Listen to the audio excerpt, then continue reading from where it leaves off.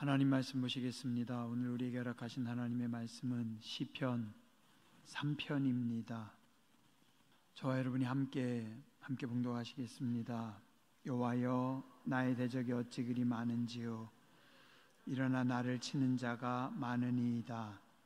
많은 사람이 나를 대적하여 말하기를 그는 하나님께 구원을 받지 못한다나이다. 여호와여, 주는 나의 방패시요 나의 영광이시요 나의 머리를 드시는 자이시니이다. 내가 나의 목소리로 여호와께 부르짖으니 그의 성산에서 응답하시는도다.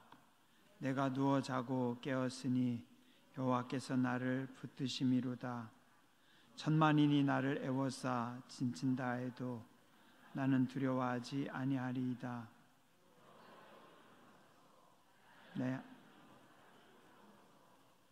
주께서 나의 모든 원수의 뺨을 치시며 악인의 일을 꺾으셨나이다. 구원은 여호와께 있사오니 주의 복을 주의 백성에게 내리소서. 아멘. 귀한 밤입니다. 이 밤에도 하나님의 풍성하신 은혜가 여러분들과 함께 하시길 주님의 이름으로 축원합니다. 다윗은 흙수저였을까요? 아니면 금수저였을까요? 자, 여러분들 생각에는 다윗은 흙수저였을까? 금수저였을까? 오늘 시편 3편에 1절과 2절만 봐도 확실하게 답이 나옵니다. 여호와여, 나의 대적이 어찌 그리 많은지요. 일어나 나를 치는 자가 많으니이다. 많은 사람이 나를 대적하여 말하기를 그는 하나님께 구원을 받지 못한다 하나이다. 여러분들 보시기에 흙수저인 것 같아요? 아니면 금수저인 것 같아요? 맞습니다. 흙수저 맞아요. 왜요? 적들이 많습니다. 적들이 많아요. 넉넉하고 좋은 집안에서 태어나고 자란 사람들은 이런 고백 잘 안 나옵니다. 비교적 순탄한 길을 걸었든지 아니면 많은 것들이 갖추어져 있기 때문입니다. 먹고 사는 일 혹은 공부하는 일, 세상을 살아가는 일이 그렇게 어려운 일들이 많지 않은 사람들, 금수저들은 사실 이런 고백 잘 못합니다. 왜요? 그렇게 적이 많지 않거든요. 여러 해 전에 친한 후배 목사님이 이렇게 이야기를 하는데 그런 이야기를 했어요. 예전에 미국에서 유학 가서 공부하는데 외로운 날들이 너무 많았대요. 너무 힘들었대요. 그쵸? 얼마나 힘들었겠어요. 고국이 그리웠을 테고 공부가 힘들었겠죠. 그죠? 그치, 그래, 많이 힘들었겠다. 제가 말은 그렇게 하는데 제 속에서 무슨 생각이 들었는지 알아요? 난 그때 울산의 지하에서 혼자 있었는데, 나는 그때 돈 1,000원도 없었는데, 나는 밥 굶는 날들이 더 많았는데 말은 안 했어요. 자꾸 제 속에서 그런 생각이 드는 거예요. 부모님이 유학비를 다 대줬고 부유하고 좋은 집안에서 자라서 모든 것이 넉넉하게 아무것도 부족함이 없는 그 친구가 제가 보기에는 훨씬 더 부러운데 그 친구는 힘들다고 하더라고요. 그죠? 인생은 다 힘듭니다. 다 힘들어요. 남들이 볼 때 금수저라고 하는 사람도 힘들고 흙수저라고 하는 사람들도 힘들고, 근데 가만히 보니까 확실한 건 하나 있더라고요. 금수저보다 흙수저들이 적이 더 많아요. 적이 더 많아요. 그래서 흙수저들은 삶이, 인생이 전투적입니다. 치열합니다. 유난히 흙수저들은 적들이 많아요. 인생이 흙수저들은 끝없는 전쟁 같아요. 때로는 돈과의 전쟁, 때로는 심지어는 아군과의 전쟁도 많이 해야 돼요. 왜요? 백이 없으니까. 금수저는 대개 보면은 부모들이 아니면 앞에서 알아서 정적들을 제거해 줘요. 또 뒤에서 알아서 문제를 해결해 주고 뒤에서 밀어줘요. 그리고 또 싸움이 벌어지면 아버지나 주변에서 개입을 해가지고 문제들을 해결해 주는 경우가 많더라고요. 또 이렇게 가만히 보면 금수저들은 웬만큼 높은 자리에 올라가도 사람들이 당연하지. 그 사람은 집안이 좋으니까, 그 사람은 아버지 때부터 인물이었으니까. 근데 흙수저들은요, 조그만 감투 하나만 써도, 조금만 높은 위치로 올라가도 주변에서 그냥 두지를 않아요. 그런 거 여러분들 경험 안 해보셨어요? 왜요? 막아주는 사람이 없어요. 흙수저들의 특징은 막아주는 사람이 없어요. 조금이라도 빽이 있는 사람들은 알게 모르게 보이지 않는 곳에서, 때로는 직접 보이는 곳에서 부모가, 주변의 권력들이, 아니면 부모 친구들이 알아서 다 안 보이는 힘으로 막아줘요. 방패막이가 됩니다. 오늘 다윗은 흙수저가 확실해요. 인생의 적들이 너무 많아요. 하나님, 나의 대적이 어찌 그리 많은지요. 일어나 나를 치는 자들이 참 많습니다. 많은 사람이 나를 대적해서 말합니다. 그런데 적들은 많은데 돕는 사람은 적어요. 심지어 흙수저들은 옆에 아군 같은 사람들까지도 어느 순간 이렇게 보면 아군이 아니라 적군이었더라고요. 빽이 없어요.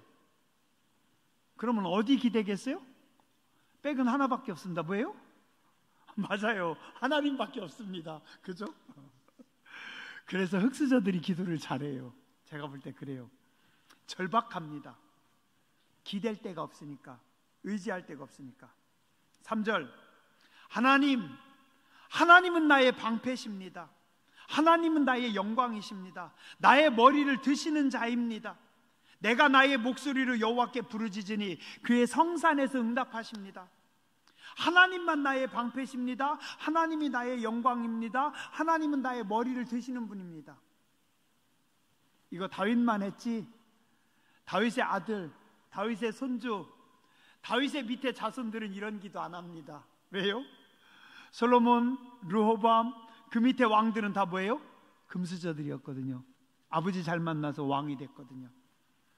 그들은 굳이 하나님을 방패 삼을 일이 없어요. 주변에서 알아서 아버지가 방패가 되니까. 그죠?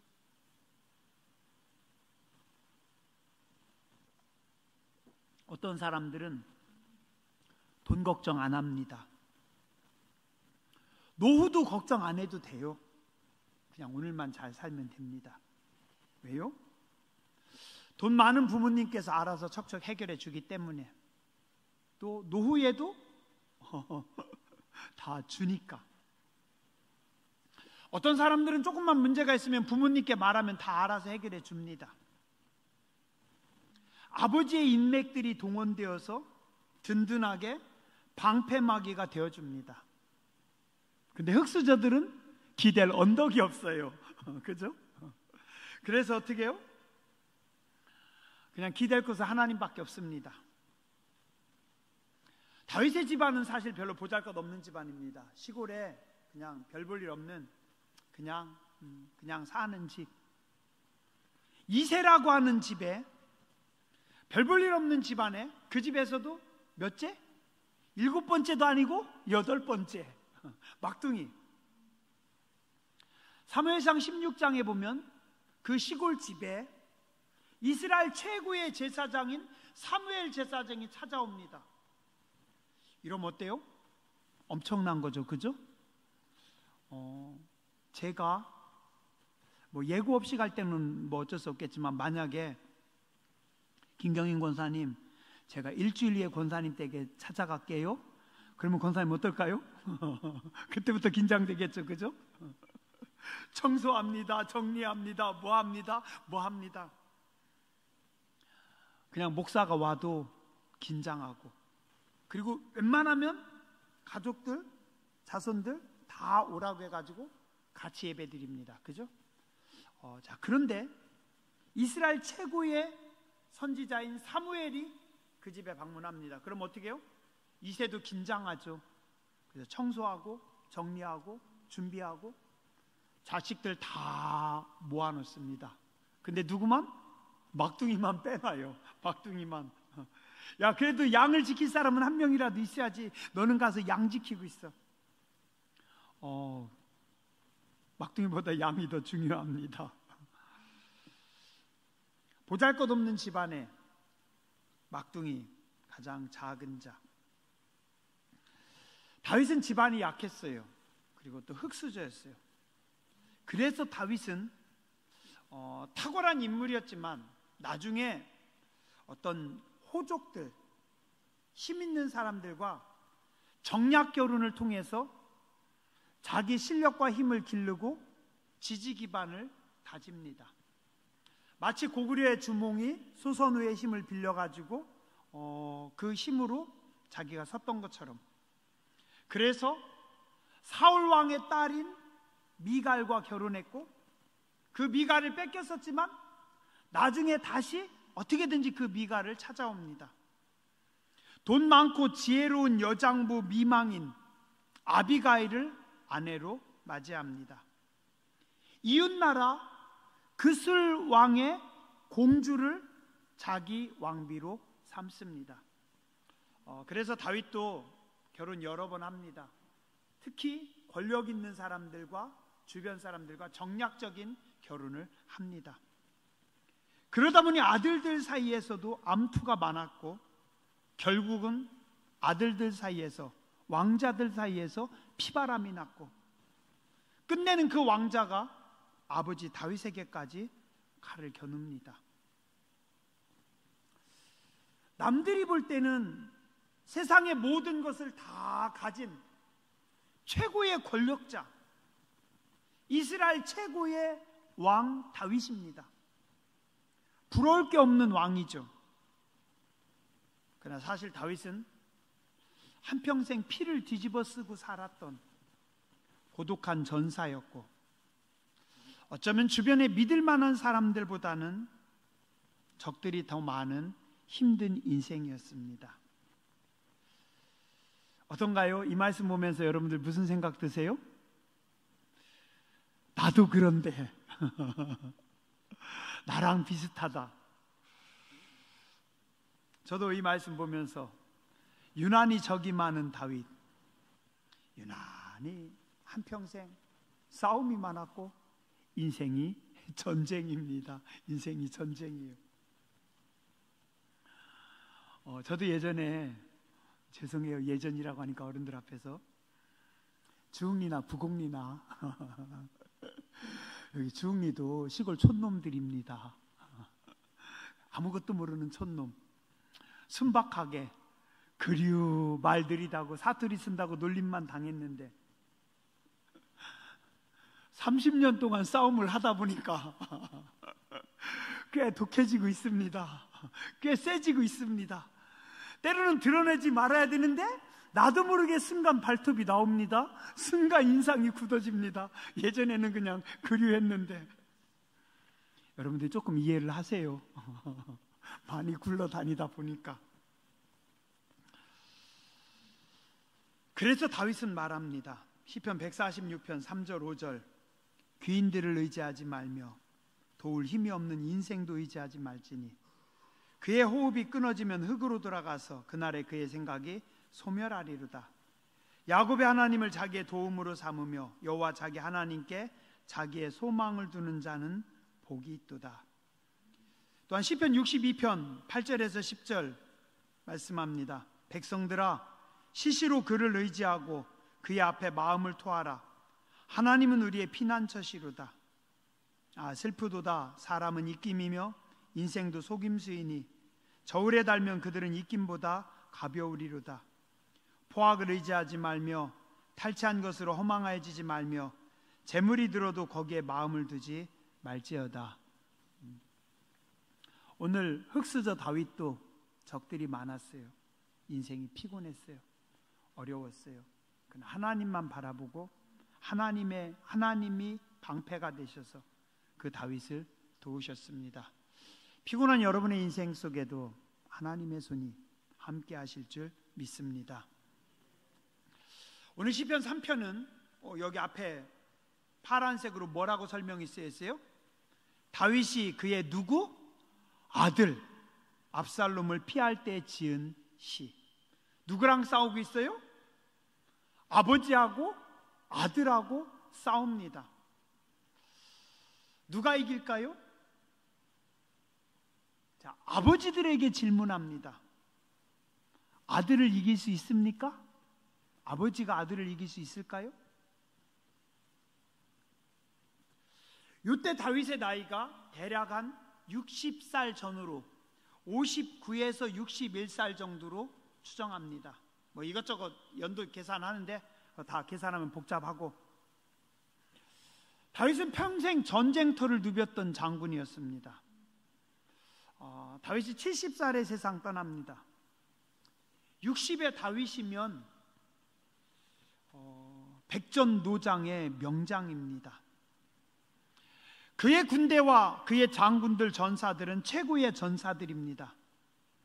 숫자가 중요하지 않아요. 젊음이 아닙니다. 최고의 지휘관 다윗, 최고의 측근들, 명장들, 정예의 전사들.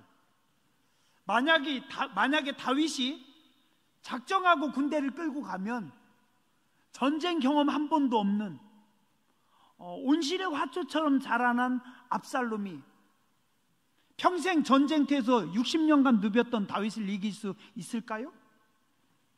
만약에 아히도벨이 작전이 성공해서 아히도벨이라고 하는 이스라엘 최고의 제갈국명 같은 인물이 군대를 이끌고 와도, 직접 끌고 와도 사실 다윗은 쉽게 이길 수 있는 존재가 아닙니다. 다윗하고 압살롬하고 1대1로 붙으면 다윗이 분명히 이깁니다. 그러나 다윗에게는 치명적인 약점이 있었어요. 그게 뭐예요? 적이 내 아들이라는 겁니다. 내 아들. 세상에 아들과 싸워서 이길 수 있는 사람이 있을까요? 여러분들 중에 아들과 싸워서 이길 수 있는 사람 있어요? 세상에 아들을 이길 수 있는 아버지는 한 명도 없습니다. 그 뛰어난 장군, 나라를 창업한 이성계도 아들 이방원은 못 이깁니다. 다른 신하들에게는 활을 땡겨서 다 죽여서 함흥차사라는 말이 나왔지만 자기 아들 이방원에게는 활을 못 쏩니다. 그 이방원도 자기 아들 양녕대군은 못 이깁니다. 패배는 시킬 수 있지만 못 이겨요. 우리 역사상 아들을 이긴 왕은 딱 한 명 있었습니다. 누구예요? 조선의 21대 영조. 뛰어난 왕이었습니다. 근데 자기 아들 사도세자를 뒤지에다가 쌀독에 가둬서 죽였어요. 아버지가 아들을 죽였습니다. 영조가 이겼어요? 아닙니다. 영조는 아들에게도 졌고 자기 자신에게도 졌고 자기 신하들에게도. 영조가 탁월한 왕이었지만 오히려 신하들의 계략에 말린 거죠. 영조는 이겼다라고 보기 어렵습니다. 자식은 부모를 이길 수 있어도 부모는 자식을 절대로 못 이깁니다. 다윗과 압살롬의 싸움, 절대로 이길 수 없는 싸움이에요. 절대로 답이 없는 싸움입니다. 어떻게 하죠? 어떻게 해요?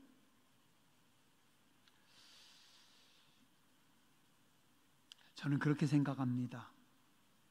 하나님도 우리 인간을 못 이기시겠구나. 왜요? 우리가 하나님의 자녀이기 때문에. 하나님이 더 세잖아요. 그냥 번개로 갖다 꽂으면 되잖아요. 아니에요. 우리가 하나님의 자녀이기 때문에 하나님도 우리를 못 이깁니다.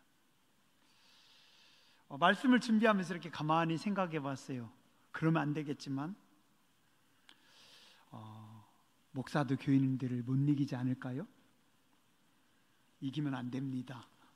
이길 수 있다고 착각하는 것 뿐입니다. 그죠?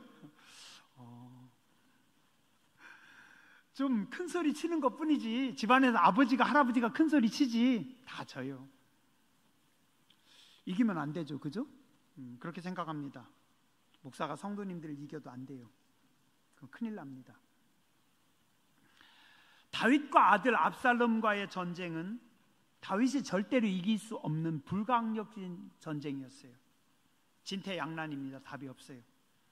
그래서 다윗이 자기 오른팔 요압 장군에게, 자기는 나가지 않고 요압 장군에게 뭐라고 해요?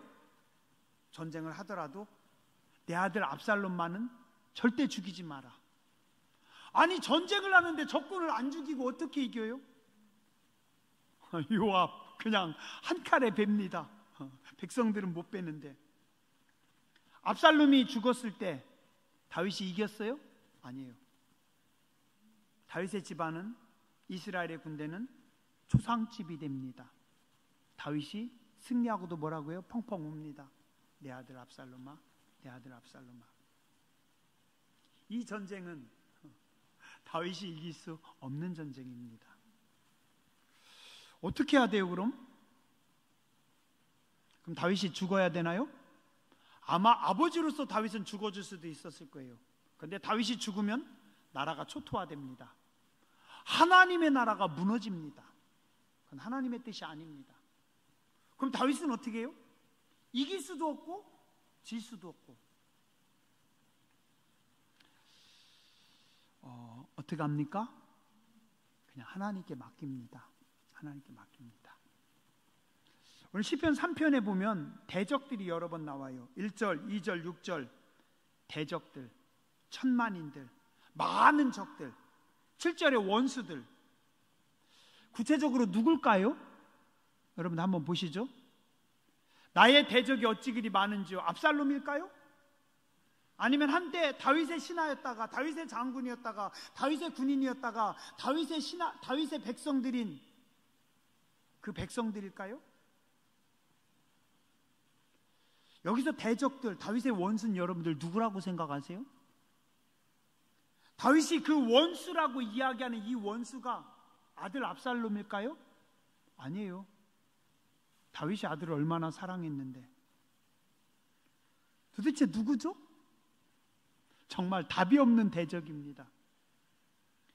다윗은 전쟁은 하고 있는데, 분명히 대적이라고 하고 원수라고는 하는데 그들이 원수가 아니에요. 사랑하는 아들이고, 사랑하는 내 신하들이고, 사랑하는 내 백성들입니다. 우리가 인생을 살아갈 때 정말 이런 답이 없는 전쟁을 할 때가 많이 있습니다. 불가항력적인 싸움을 합니다. 도대체 이 싸움에, 이 전쟁에 적이 누군지 모르겠어요. 구체적으로 누군지 모르겠어요. 혹시 여러분들은 아세요? 시편 3편에 나오는 이 대적, 이 천만인, 이 왼수들, 이 원수가 누굽니까?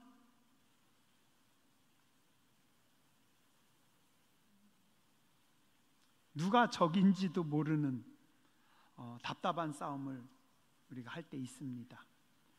우리 인생에서 이런 날이 없어야 되는데 우리는 가끔 이런 답이 없는 싸움을 할 때도 있습니다. 답은 뭐예요? 하나님 한 분밖에 없습니다.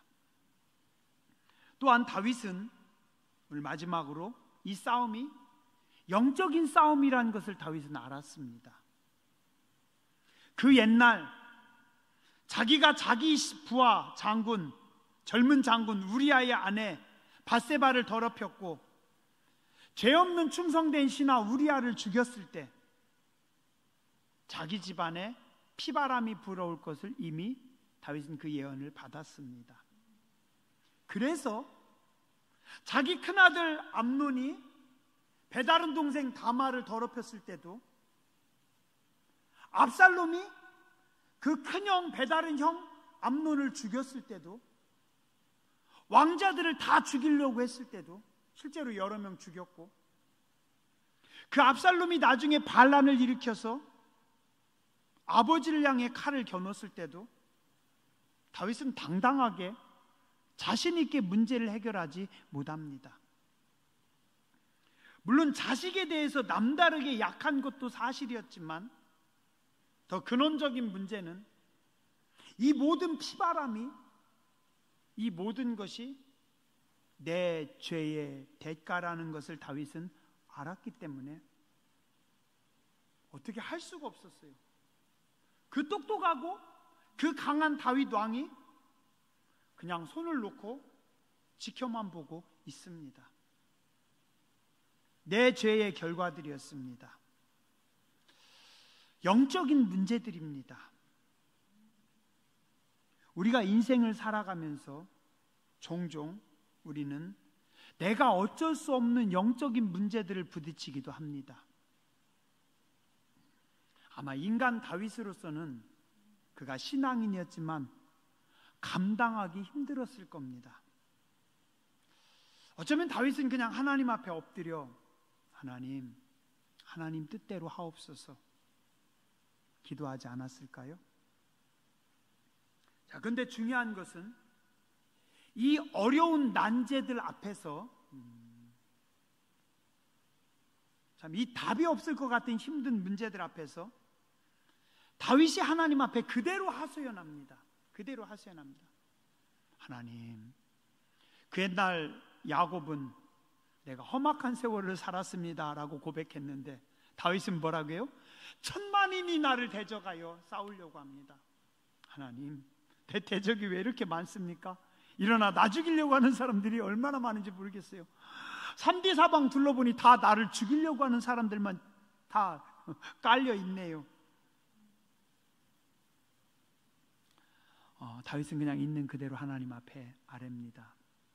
하나님, 나를 불쌍히 여겨주시옵소서. 근데 그러면서 다윗은 고백합니다. 3절에 하나님만 내 방패십니다. 하나님만 내 영광이십니다. 하나님만 내 머리를 드시는 자입니다. 내가 나의 목소리를 하나님께 부르짖었더니 하나님께서 그의 성산에서 응답하십니다. 기도하는 중에 하나님의 응답을 받습니다. 하나님께서 다윗의 마음을 만지십니다. 답이 없는 상황이었는데 평안함을 주시고 담대함을 주십니다. 그래서 5절에 다윗은 이렇게 고백합니다. 내가 누워 자고 깨었으니 여호와께서 나를 붙드심이로다. 여러분들 같다면 여러분들은 이때 잠이 오겠습니까? 여러분들 지금 잠이 올 거라고 생각하세요? 이건 다윗이 잠이 들 수 있는 상황이 아니에요. 잠을 잘 수가 없어요. 어떻게 잠을 자요? 내 아들이, 내 나라가, 내 백성이. 근데 다윗은 신기하게도 5절에 뭐라고요? 내가 누워 자고 깨었으니. 야, 어떻게 잘 수 있어요? 하나님이 기도하는 다윗에게 평화를 주십니다. 다윗의 마음에 담대함을 주십니다. 때로는 우리가 인생에 답이 없는, 정말 해결할 수 없는, 하나님 도대체 나보고 어떡하라고요? 하나님 나한테 너무하신 거 아닙니까? 어디서 들어본 기도죠? 여러분들 종종 그러시죠? 네, 들었어요. 여러분들 집에서 혼자 하나님 앞에 그러시더라고, 울면서. 하나님 도대체 나한테 너무하신 거 아닙니까? 왜 나한테만 이러십니까? 그랬는데 하나님께서 내 마음을 잡아주셔서 평안을 주시고 담대함을 주셔서 5절에 잠을 자고 일어납니다. 왜요? 하나님이 나를 붙드셨습니다. 주변이 다 나를 죽이려고 애워싸고 있는데 천만인이 나를 애워싸 진친다 할지라도 나는 두려워하지 아니하리이다. 하나님이 함께 하시면 항상 내게 있는 두려움은 밖으로 나갑니다. 하나님이 함께 하지 않으면 뭐가 임하요? 나에게 두려움이 임합니다. 그죠? 별거 아닌데 왜 이렇게 두려워요? 그 일이 왜 이렇게 두려워요? 그 사람 만나는 게 왜 이렇게 싫어요? 그렇지 않나요? 별거 아닌데 내 마음에 자꾸 막 두려움이 있어요. 무서워요. 그런데 하나님께서 나에게 평화를 주시잖아요. 겁이 안 납니다. 가지껏 그 정도야 뭐 즐겁게 기쁘게, 그죠? 교회 행사가 커서 일이 많아서 전도가 힘들어서가 아니에요. 하나님의 은혜가 없는 게 문제입니다. 은혜가 없으면 은혜가 있어야 될 그 자리에 두려움이 자리 잡습니다. 그러나 은혜가 있으면 두려우면 쟤네 거 되고 은혜가 나를 잡는 순간 담대해집니다. 여러분의 속을 한번 지금 보세요. 나는 두려움을 가지고 있는가? 아니면 담대한 은혜를 가지고 있는가? 1절, 2절 내 대적이 많습니다. 저들이 다 나를 치려고 합니다. 이렇게 둘러보니 다 나를 죽이려고 합니다. 그런데 은혜가 임하니까 6절에 뭐라고요? 천만인이 나를 애워싸 진친다 하도 하나님 나는 두렵지 않습니다. 7절, 8절 이제 하나님 앞에 기도합니다. 하나님께서 문제를 해결해 주시옵소서. 하나님께서 당신의 백성에게 은혜를 베풀어 주시옵소서. 구원은 하나님께 있습니다. 하나님을 신뢰하고 하나님께 맡깁니다. 여러분들이 인생을 살아가면서 정말 왜 내 인생은 어떤 사람은 돈의 파도가 계속 몰려와가지고 돈이 넘치는 사람이 있고 어떤 사람은 일들이 다 잘 돼가지고 막 복의 파도가 막 밀려오는데 하나님 왜 나는 맨날 고난의 파도만 밀려옵니까? 고난, 또 고난, 또 고난. 내가 이길 수 없는 싸움입니다. 영적인 힘든 싸움입니다. 그러나 그럼에도 불구하고 우리 하나님 앞에 나와서 여러분들이 맡기고 기도하면 하나님은 여러분을 구원하시고 하나님은 여러분의 삶에 우리의 삶에 복을 주시는 하나님이십니다. 하나님께서 오늘 다윗을 붙잡으셨던 것처럼 우리 교회를 여러분들을 붙잡으시길 주님의 이름으로 축원합니다.